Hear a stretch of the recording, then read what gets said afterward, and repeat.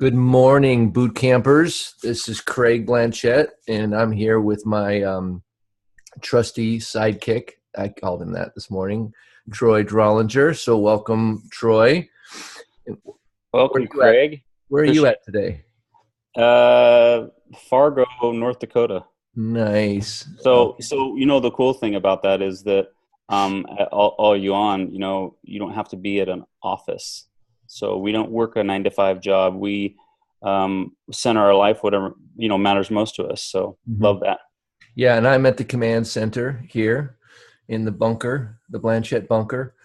So today we're going to start our third iteration of the boot camps with work group sessions. And we're going to take you over the next 4 weeks over not every nook and cranny and detail that's necessary, but the big blocks. If you learn these skills and activities over the next 4 weeks and you apply them, and I want to emphasize that learning them will do you no good. They will just be useless knowledge unless you actually take action on them. And if you take action on them, amazing things happen. And we had a couple of winners from the last boot camp where we had a drawing for people taking action. And the people that took action, their business, they actually had the most registrations or entries in the drawing, and their businesses are growing. So there's no mystery that when you take action, people's lives change. Hey, Craig, one thing about that is that as people look at and you want to grow your business, you basically said one real key factor is the action steps. So, action steps in the way of how you are, treating your business as a business, and you see it, the growth is really what you're wanting to see as you go through this boot camp, because this boot camp is all about action. And as we go through today, and then as we go through Tuesday, and of course you have a 7 a.m., 7 p.m. that will actually do the action steps. I'm excited to see as new coaches, existing coaches that have not participated in the past, on how much you're able to learn and really grow. So go ahead, Craig. Mm-hmm. Yeah. So the first week, I'm going to give you an outlay of what's going to happen. The first week, we're going to talk about if you wanted to help somebody get healthy, who would that be, and how would you remind yourself so you don't forget? And we call that just a master list. And it's a matter of writing down a bunch of names so that you can recall them very easily and you can track the progression of the relationship as it develops. The second thing we're going to talk about is something called S.A.L.T. And I'll let our trainers talk about what those look like and what those mean. And then on Tuesday, we're actually going to get into the practice. We're going to build that list, and we're going to practice that S.A.L.T. We're going to S.A.L.T our list, actually, is the way it works. And then in week 2, it's going to be working on taking well-being assessments, where we actually do interviews with people to go a little deeper. And we're going to learn about our stories, how our stories can edify and can make a connection with somebody else as an inspiration to them or an awakening process. And then week 3, we're assuming that weeks 1 and weeks 2 has actually you've been taking action, and now you have people that are clients. And so week 3 is how we introduce them into our coaching community, how we plug them in to a setting. And so we do a call script. It's called the new client meet and greet, where as soon as they enroll in our program, we come alongside them and introduce them to a third-party coach and just kind of touch base with them. And then in week 4, we're going to talk about once they've gotten into fat burn, usually it's around 5 pounds into it, we hit them again with that community. And then we're also in week 4 going to talk about the 1-month client story call. So basically, from the beginning to the end, we're going to not only teach you how to develop a client, but actually enroll them, get them in fat burn, and then introduce them to our community. And when we do these things over and over and over again, the likelihood that someone actually comes on board as a client and is awakened to the safety that is afforded to people that are helping others. So becoming a coach is a smart thing to do if you plan on taking your health seriously for the long haul. And so this is what these 4 weeks are going to be entail, and they're going to entail telling you how to do it, showing you the skill, and then coming alongside you and actually practicing it, doing it with you and together. So I want to introduce last boot camp. Actually the last two, we had a couple of our boot campers that we felt like, you know what, we want to not only just show you how to do these skills, and we don't just want to model how to train in a boot camp, but now we want to take it one step further. Troy and I have decided that now we want to have somebody else teach you the skills. And this is the Grand Master model of what Dr. A set up and taught us, is that you see one done, and then so we watch one being done, and then somebody watches us doing it. And then the third step is to watch me teach someone do it. And so Troy and I have shown you how it's done. And today, now we are watching two of our veteran boot campers go into the training. And so first up, actually, both of these guys are on your team this week. So why don't you do the intros for them?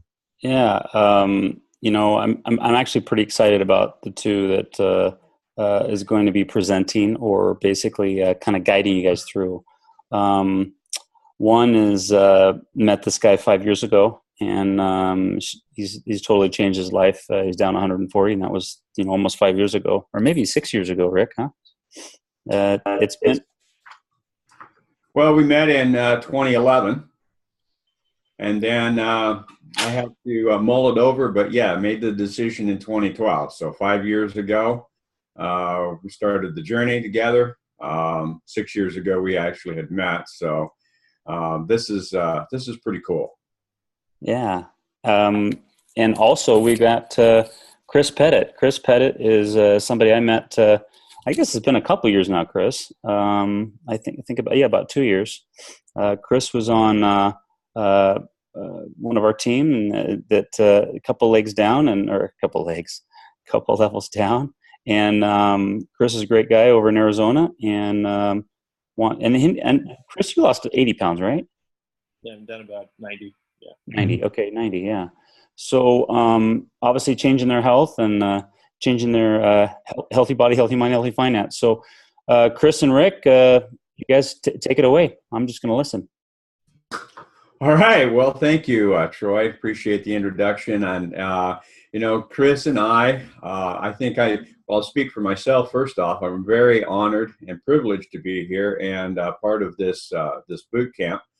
And now it's time to really put things together, and this comes down to where the rubber meets the road. So I'm very honored to be here with Chris. Chris, if you would, let's kind of go through and talk about that. Tell us a little bit about you, and then we're going to get right into the lists. Awesome. So I started coaching about 2 years ago, and I was a bit of a reluctant coach at first because I was scared of contacting all my friends and family and kind of helping to bring them into our wonderful community. And I can tell you that there were a lot of lists that were made. And I mean, today we're focusing on creating your master list, which is something that's going to be ongoing. It's never going to go away. It's going to be something that you're going to do the entire time you're coaching, because you're always going to be meeting new people. You're always going to be plugging in new spheres of influence, and you're just going to be helping as many people as you can get healthier on this road to health. And I can tell you, I want to start out with a little quote. And a great man said, knowing something without doing it accomplishes nothing. And that's actually a quote that I wrote down about, 8 weeks ago, Rick? It's one of the first things that Craig told us. So, and it's a Craigism. It's an official Craigism. So And I can tell you that when we're looking at creating a master list, we don't want to fall into the trap of writing down a list of all of our friends we think need to lose weight. Has anyone done that? Anyone put together a list of all your fat friends? I did. The very first list I made had all of the people in my life that were bigger than I was. And, I found something out. Most of them had no interest in making any changes to their health. And so when I started really thinking about it and started really thinking who was on my heart and who did I know, who was I really close to, the first 100 people that came to mind, I wrote them down. And so that's really what we're going to focus on today, is getting your master list kind of created and what that's going to look like. So, so there's a couple different spheres of influence we want to talk about. So you have a lot of friends in your life. So, many people think, oh, I don't know that many people, but does anyone here have a cell phone? Yeah. If you guys pull out your cell phone and you go to your address book in your cell phone, how many names are in there? I mean, realistically, I think Brian was telling us once that he talked to someone that had 8 contacts in their address book. Maybe that person wouldn't make the best coach, but any one of the rest of us, for the most part, has at least 200, 300, 400 contacts in our phones, right? So that's a great place to start. So what we want to do is we want to go ahead and start putting together that list. And do we want to go through that exercise right now, Craig, or do we want to do that on Tuesday's BootCamp? Yeah, today we'll be teaching them the concept of what a list is, you can talk about some of the things, but the actual action steps will be on Tuesday. Perfect. So, people that you want to write down on your list, we're talking very, very differing spheres of influence. People you've known for a couple weeks, people you've known for a couple years, family members. Usually those are the people that come to mind first. And then after that, you're going to expand your spheres of influence and look at coworkers, look at maybe you go to, you play sports on the weekend, or your kids play sports, and you want to write down the names of their parents. You want to write down just a list of everyone you know. I mean, this is literally a list of everyone you know. And what's really magical about this is you're going to get about 5 names in, and then another 5 will come to mind. And then from those 5, another 5 to 10 will come to mind. And you start realizing you know a lot more people than you originally thought. I remember when I first started this, I went to create a list of 20 people, and I struggled to get to 10. And then I started realizing, I don't just write down all the people that are bigger than me. I need to write down everyone. Oh, okay. So that's really what changed things for me, is realizing, everyone can learn about this opportunity. And even if it's not for them, they may know someone that this can help.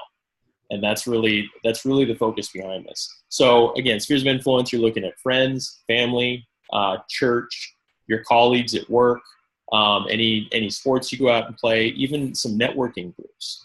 And really the focus behind that is just writing down the names. And then after that, once you've written those names down, once you've gotten a list of about 100, then you want to go back through that and you want to identify the top 10 or 15 people that are really on your heart.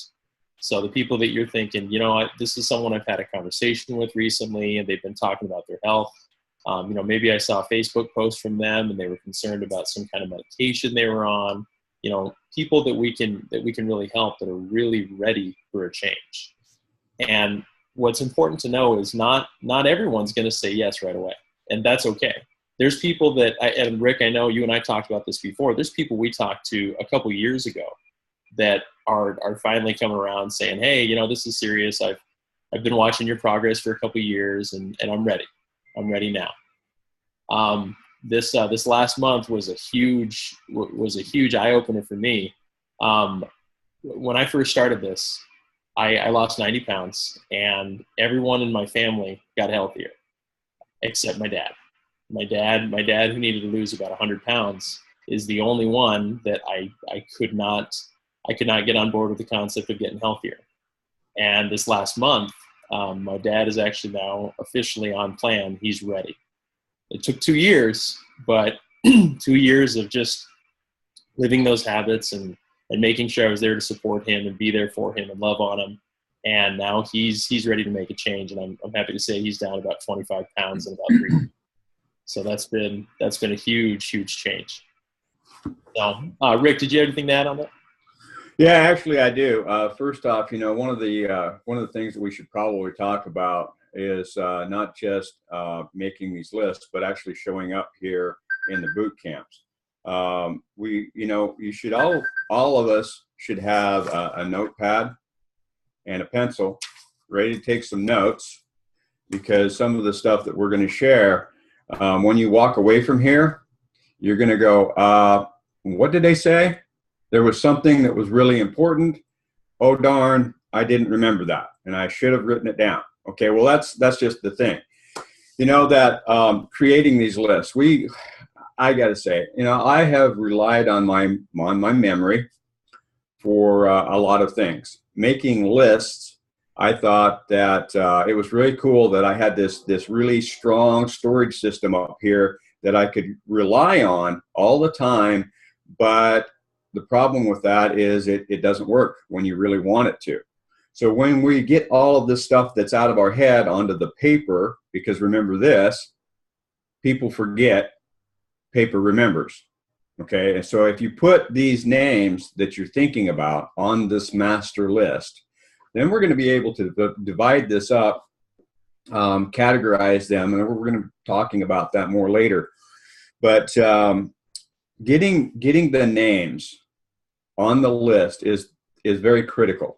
Think about this for a second. If you were going to have a party and you wanted to invite all of your closest friends and family, all of the neighbors, the people that you've been involved with, they want to celebrate some happening in your life. Okay, this is a happening in your life. You're changing your health. Okay, and you want them to share. You want to share this with them because it's exciting, not just exciting, but really the life changing. So wouldn't you want to invite them to this party? And in order to do that, you're going to want to make the list of those people that you want to bring to the party. So this is actually a party list, okay? Whether you're thinking about, like graduation, a wedding, those kinds of life events that happen, you want to celebrate with your closest, dearest friends. And this is the same thing. So we want to make an invitation list, and then we're going to start to, categorize them down as to maybe, who's going to really be at the party. Like as in a bridesmaid, you're going to want to have this one person do this one function at your wedding, or if you have a graduation, you want all of your children's friends there as well. And thinking about this, Chris, I know that you were talking about who's in your network, your sphere of influence. It could be friends from your sports arena, could be your neighbors. But as we're starting to really realize who is there, we want to put them on the list. Guess what? I have gone through my list, and I've got a couple of names, and I've gone through the list, and they're there 2 or 3 times. Why would that be? Probably because it's important for them to be on the list. So looking at that, maybe they need to go to the top of the list. So we're going to recategorize some of these things as well. But first thing we're going to do is we're working on the master list. Does that make sense? All right. So with that, how do we start the list? How do we do that, Chris? So what you want to do is you want to get out a piece of paper. And just start writing names down. That's the first step. So just start writing names down. Now we're going to go through that action step on Tuesday, right? Okay, so we'll go ahead and we'll go through an action step on Tuesday. But like Rick was saying, this is a party. You want to invite people to it. Now, some people may not want to come to the party right now, but that doesn't mean that they won't come later. So that's one of the reasons you want to write them down, because like Rick mentioned, people forget, paper remembers. So I know that I've got dozens of lists sitting around the house, to-do lists from my wife, most of them are to-do lists for my wife, let's be honest. And then the rest of them are, lists of people that are really on my heart and that we want to help. We want to help succeed. So the lifeblood of our business is people. So one of the ways you can start thinking about who to put on your list is, who do you want to help today? Just think about that. Who do you want to help today? And that's really gonna help focus your efforts on who you should probably move to the top of your list so that you can reach out to them, as well as continue reaching out to everyone else on that list. So, and one of the ways that we're going to talk about the master list is the S.A.L.T concept, Rick, right? So you guys have heard us say S.A.L.T a few times. So Rick, do you want to explain what S.A.L.T means? Well, yeah, absolutely. S.A.L.T. You guys going to want to write this down too, because this is kind of the beginning. What is S.A.L.T? It's about starting a conversation. So S stands for starting a conversation. A would be ask some questions. And then while you're asking questions, you're going to want to listen. Listen to respond. And of course, then if we get to the T, that's going to be telling the story. So S.A.L.T. And we're going to be salting our list as we go through this boot camp. First thing is get the list, and then we'll subcategorize that to those people that are the highest importance, that are on our heart, on our mind, and then we're going to be salting that. So in the beginning, how to start a conversation.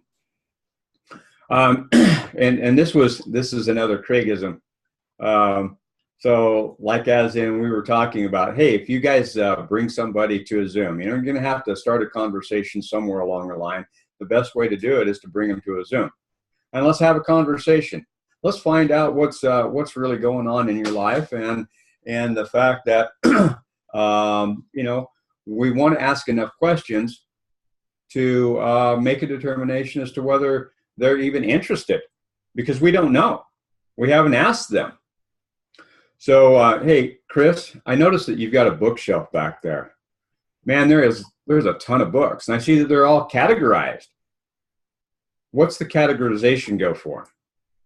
Oh, they're grouped by different genres. So the ones that I really like are over on this side. The ones that my wife really likes are over on this side. So in doing that, the ones that are on the wife's side, what does she like to read?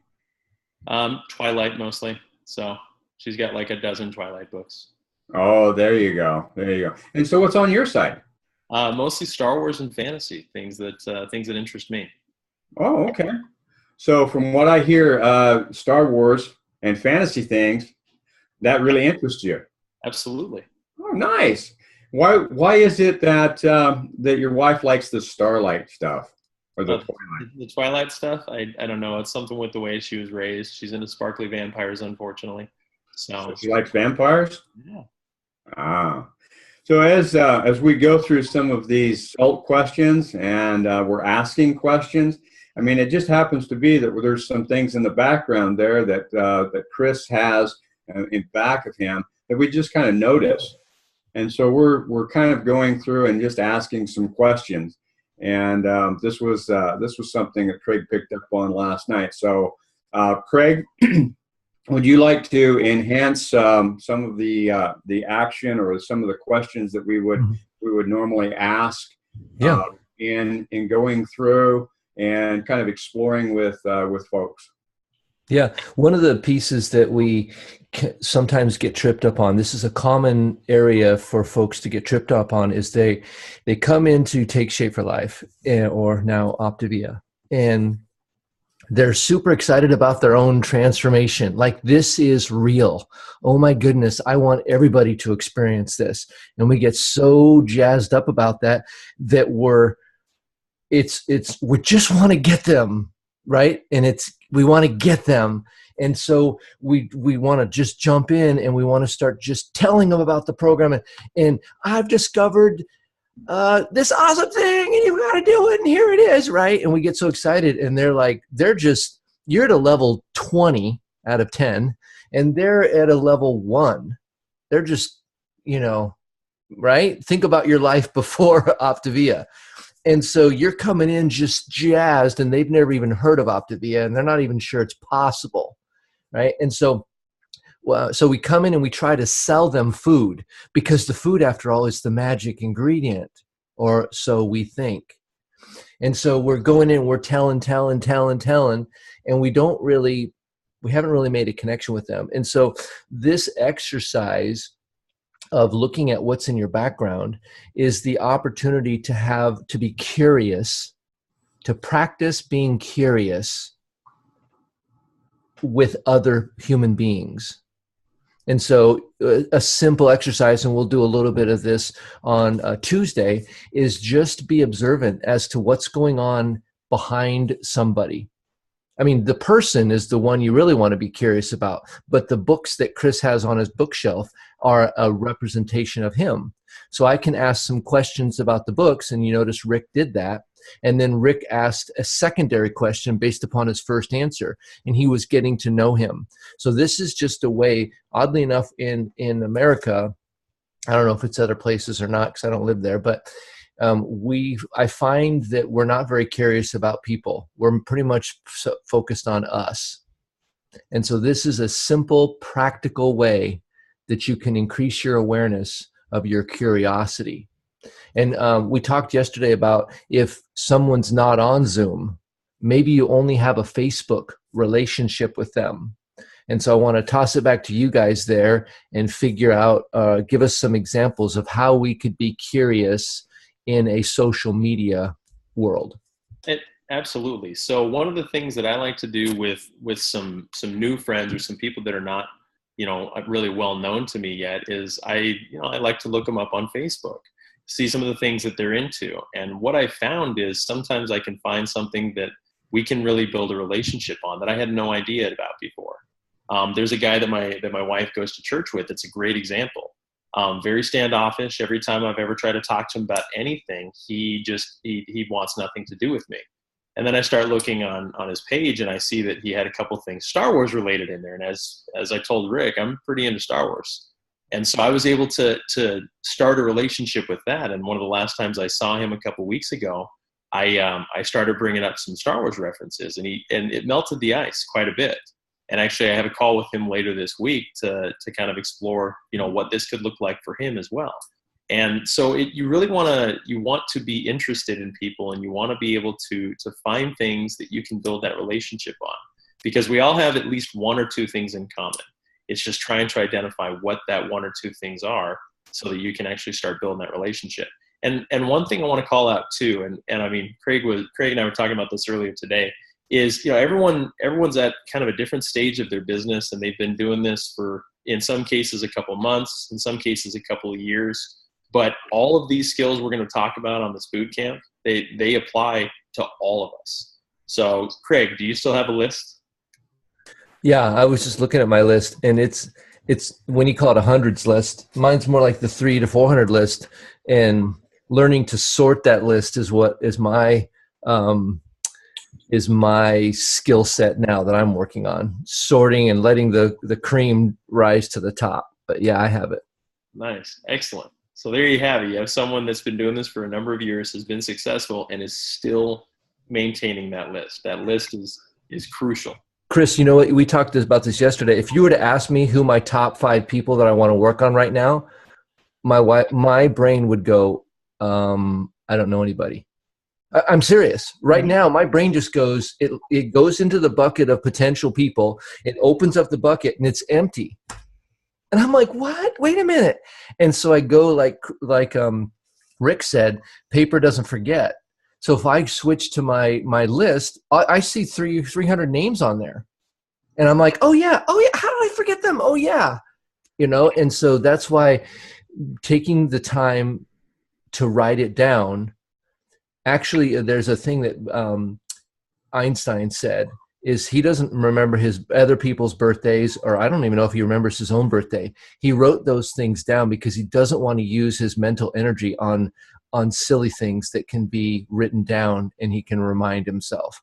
And so write the names down so you don't have to use the mental energy to hold that. I can hold about one thing. My wife will give me a list of things to buy at the grocery store. And one thing, I got it. Two things, at the third thing, I lost all three of them. They're just gone. So. Nice. Craig, I definitely agree with that, because I can tell you the same thing. My wife will call me. Okay, I'm on the phone. Hey, can you remember to pick this stuff up? And it's like, sure, I got this, right? I got this. Go to the grocery store. I don't got this. What's up with that? I remember the first thing that she said, because that was the one thing that keyed in. I got to go to the grocery store and pick that up. I forgot the eggs. We're out of eggs. We have milk. Well, you said milk first. All right, so didn't need that. So yeah, get these things out of your head and on the paper, so that you can refer back to this. Now, guys, you might have, like Chris was saying, he might have a couple of 3 lists. And what that all means is that we're going to take those 3 or 4 lists of people or things that we're going to do. They're going to go on a master list. The master list is going to be the important part, because that's where everybody on the party that you're going to invite, that's where they're all going to show up first. And then we're going to subcategorize them to where we're going to take it. So in the beginning, if it's just a piece of paper, if it's a notebook, if it's the reminders in your phone, put them in there. But we're going to move them to the master list. And then we'll work on them later on, because as it is, and we get to actually practice. Now, one of the things that Craig was mentioning about how exciting this is and how we want to bring these people in. And Craig and Chris both were talking about interesting and interested. You can be interesting, and you can give this information out, and you can be excited and tell them, everybody, how you've done this and what you've done in your life and what you've created in your health. Oh my gosh, it is really exciting. And you are a 20 and they're a 1.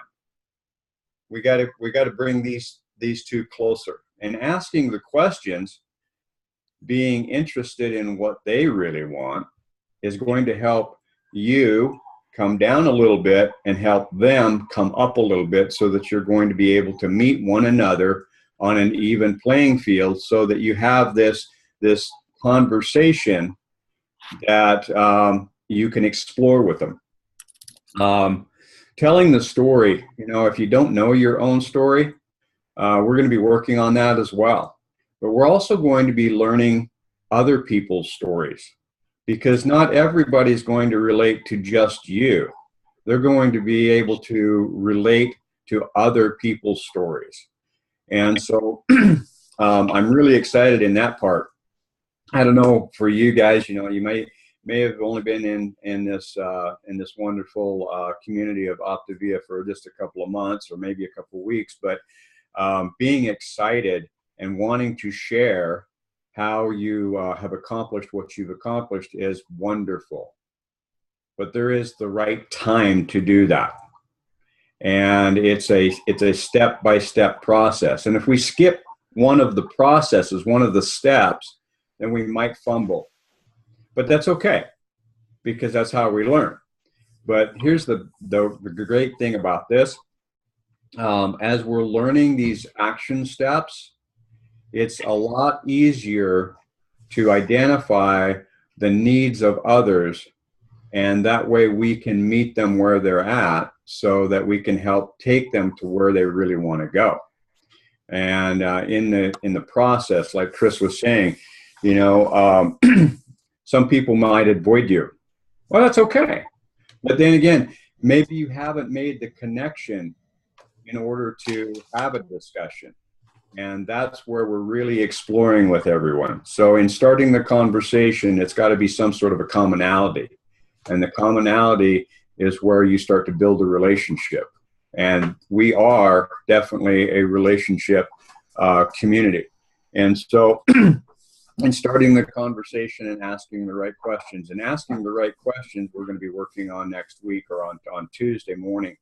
And so as we do that, some of the questions, I'm going to kind of turn this back over to Craig for just a second, because some of the exploring questions that we may have, I'm sure he has quite a few of great examples to maybe break the ice, so to speak, and ask that particular question as to, if you've identified whatever the commonality would be.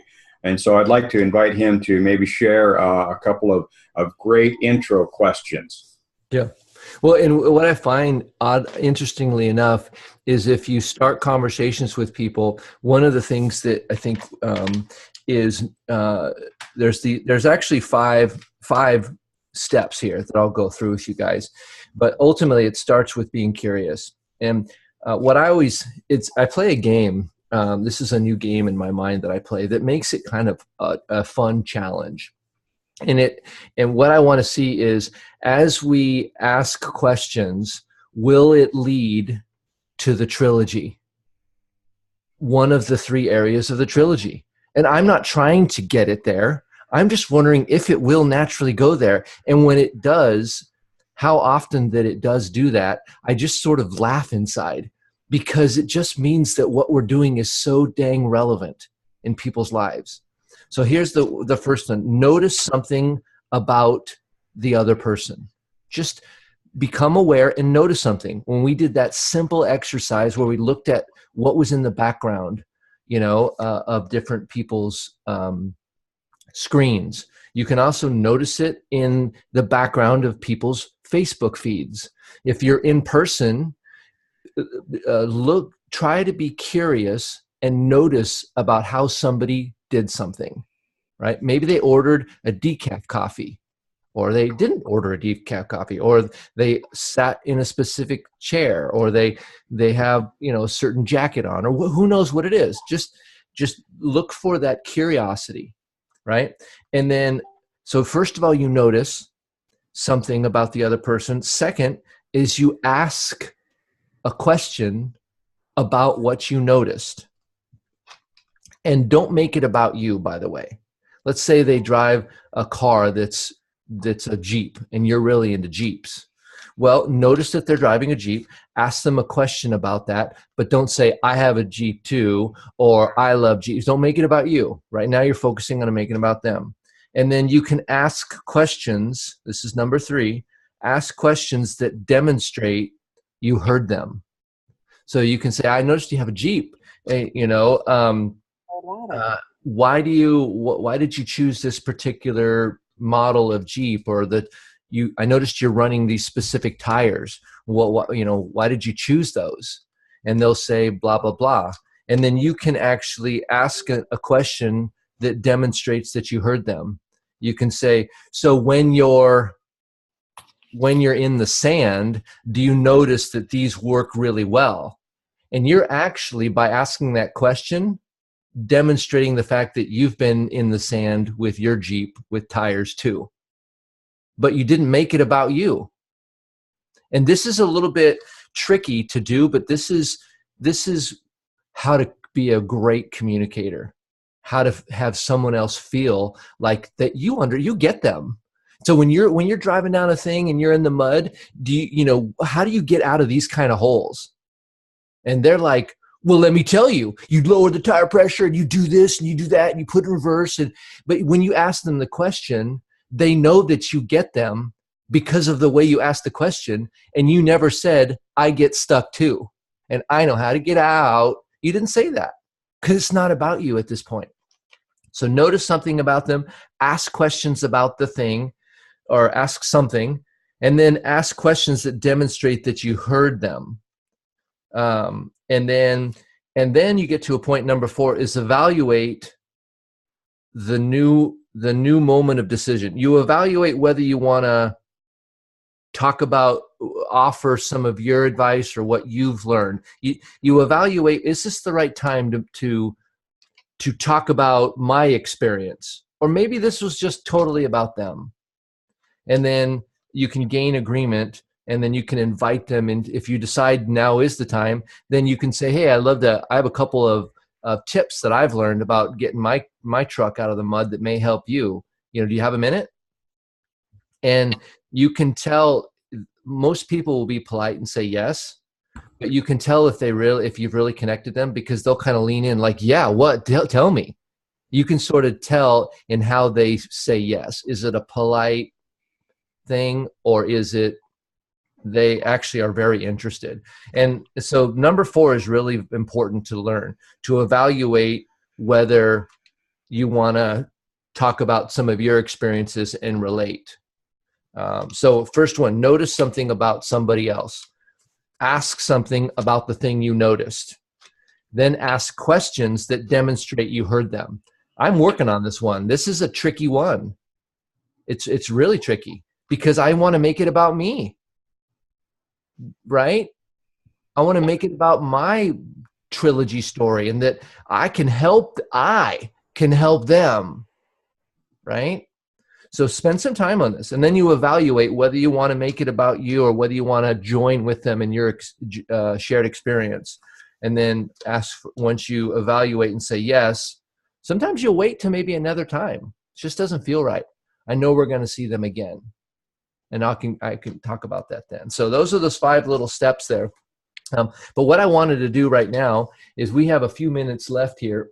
I'd like to give you guys a little Zoom lesson, because there's some cool technology in Zoom that can allow us to use this medium to communicate, right? So if you go down to the bottom of your Zoom window where it says participants, if you're on a phone, you want to click on more. Click on your screen and then click on more. And there's a little button there that says raise hand. I'd love to see us all, just as a practice, raise our virtual hand. So make sure we get everybody in there to raise their hands. Yep. You guys are nailing it. Good job. So click your screen, click on more. Yep. Rita's doing her virtual hands and her real hands. What's up, Rita? All right. Do we got everybody so far?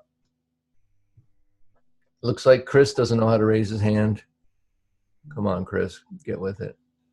Kelly, so when you, at the bottom of your Zoom window, it says participants. So click that. And then in the bottom of that window, you should be able to see an option that says raise hand. Don't see it yet? I unmuted you there. I can lower This off is super valuable that we get this done. Yeah, go ahead, Kelly. Oh, am I in it now? Raise hand? No, I can't see it. I mean, I can see your real hand, but we're trying to get it on the screen where it's your virtual hand. So yeah, so you clicked on manage participants, did a new window pop up?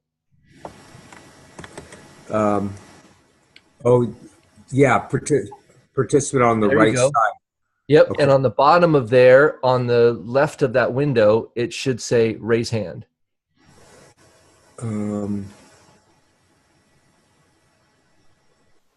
Damn. Oh yeah, I see it. You nailed it. You did it. Got Yep.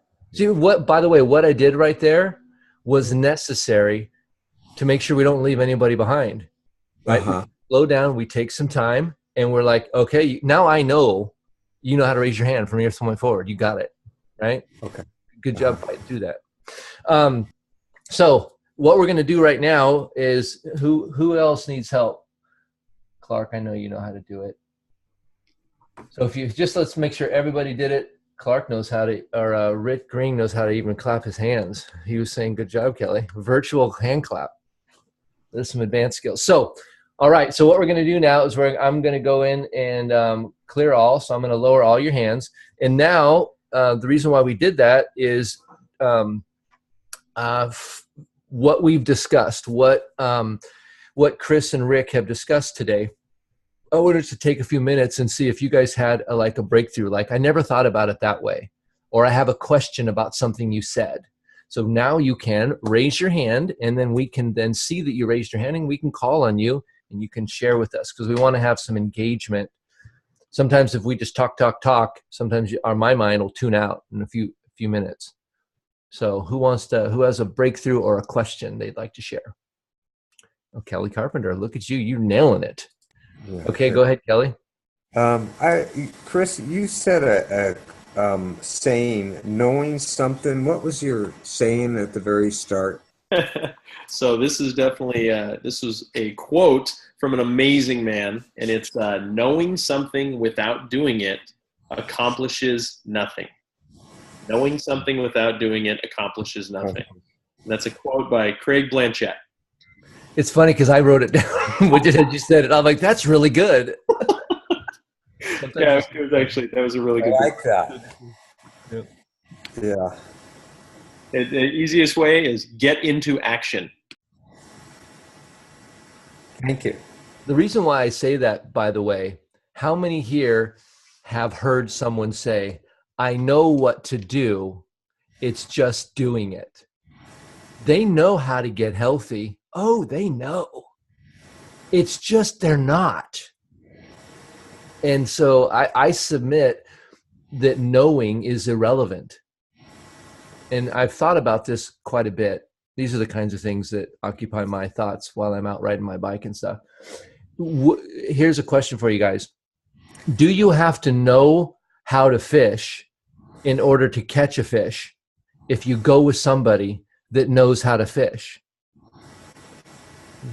What if you didn't know jack about how to get healthy, but you hooked up with a health coach that clearly knows how to do it because he is becoming, and you just followed what they did? Could you actually get healthy? No question. Knowing it is not necessary. Going with someone, partnering with someone that does know it is essential. And then doing what they say. Mm-hmm. Critical. How many times have we done a hard project that we really knew nothing about, but the person we were doing it with that did know about it, and we just said, they said, do this, and you did it. And they said, do this, and you did it. And you were taking action, and you were getting results all over the place. Mm-hmm. That's what we're talking about here. And so that's a human thing, and I do the same thing. I know how to do it. It's just doing it. I know how to date my wife, but if I don't do it, it doesn't help my relationship with her at all. So, all right. So, Brian, you've got your hand up. Go for it. I'll unmute you. Okay, you unmute yourself, and we won't fight. The unmute button. There you go. Can you hear me? Yes, loud and clear. Okay. I think you hit it right on the head there. I had a guy that one time he came to like two different conventions. Maybe it might have only been one, but he said to one of his coaches, because I wasn't his direct coach, but he said, hey, I know everything that Brian knows. I don't really need to go to these conventions. That guy never did squat with this business.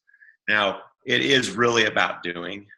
And so one of the things when we were talking about Facebook and stuff, and I posted it, but I just went to my 30-year high school reunion, and I friended like probably 100 classmates. Now, some of them I didn't really know too well, but some of them actually reached out to, after I friended them, they actually started conversations with me.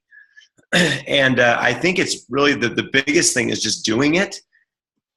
We have a trilogy presentation coming up on Wednesday. Some of you are going to do, invite people to. As an experiment, if you went on Facebook and actually said, I'm going on Wednesday night, and you started going through all of your friends in Facebook, you just started going through all your friends and looking at all the pictures and going, oh yeah, this one, I'll invite this one. And kind of what it does is it jars your memory of all these people you know, and sometimes it actually reminds you of, oh crap, I forgot to get in touch with this person about whatever. So, I mean, it's really about doing it. It's like stop getting so caught up in your crap. I mean, we get so caught up in our stuff that we just don't we forget to do things. And I love how both Rick and Chris, talked about listening to people and really getting to know them. I think it was Chris that said he looked at he saw somebody on Facebook and he was kind of stalking them, right? He was looking to see like what was going on, and they had something in common, and they didn't even talk in church. And now he's getting conversation with them. How many people could we actually do that with in our lives if we actually just did it? Just paid attention just a little bit. And I totally get what you're saying, Craig. I just took my wife on a date last night. I totally get what you're saying about, even our own marriages or our own relationships. Are we even giving a damn? Are we even doing anything with them? It's like let's start focusing on the things that matter in life instead of all the crap in between Yeah. So anyway. So thank you, Brian. It's so I hope you guys resonated. I saw a lot of your heads nodding. And I'm not sure I completed my thought earlier. When you're having these conversations where you're starting a conversation, you're noticing something about them, you're saying something about them, you're having that, sort of be an observer of the conversation and see if one of their answers leads you to their physical health is not where they wish it was. Their emotional, relational, mental health is not where they wish it was. Or the vocational, financial, peace of mind health is not where they want it to be. Just see if the relationship naturally flows as you're asking questions to one of the three or maybe multiples of the trilogy. And then you don't have to jump on it right then. You can just take a note. Oh, they just mentioned that. And, the other day I was doing this exercise with somebody and we were talking about something in their background, and they started going through it and I was asking them questions and I was asking questions about the questions. And then they said something that was like, they talked about their health and that they were looking to purchase a piece of equipment or do something. I can't even remember the specifics, but it was like the next question would be, tell me a little bit more about that, because it had to do with physical health and that she wasn't as healthy as she wanted to be in her physical body. And that's the question I always ask myself. Am I as healthy as I want to be? Not am I healthy? And so, and I would ask all you this, is anybody here, and you can raise your hand if you are you as healthy as you want to be in all three of the areas of the trilogy? I would wager that not one of us is. And guess what? That means you're like everybody else on the planet. So you have something in common. You're not as healthy as you want to be. Now, something that might be different about you is you're doing something about it. And one of the things that I can see right now before my eyes, one of the things that you're doing about it is you're attending this boot camp. Clearly, you will become healthier because you attended this boot camp in one of those three areas. So as you're asking these questions, as you're making your master list, as you're salting that list, see where things go in the conversation. And they don't always have to go to the trilogy. Just give yourself a break. That probably naturally will, because the trilogy is reality. But as it goes there, just be curious about those things with people. So as we're finishing up today, I want to thank both Rick and Chris for your preparation. I hope that you guys will join us on Tuesday. It's 7 a.m. Pacific and 7 p.m. Pacific, where we will dive in. You can attend both, or you can attend just one. It's up to you. And then we will actually build our list, and we're going to salt each other. We won't assault. We'll salt one another during the actual work session, and we'll get some practice about being curious. And the exercise we're going to use is what's in their background. What can you be curious about? And we're going to practice that thing so we get good at it. All right, guys? Sound good? All right. We'll see you then on Tuesday. And by the way, if you want to start on your list because a couple of names came to mind right now, I implore you, write those names on paper right now. Just do it, and you'll be a little bit ahead of the game. All right, you guys. We'll see you on Tuesday, and thanks for joining us.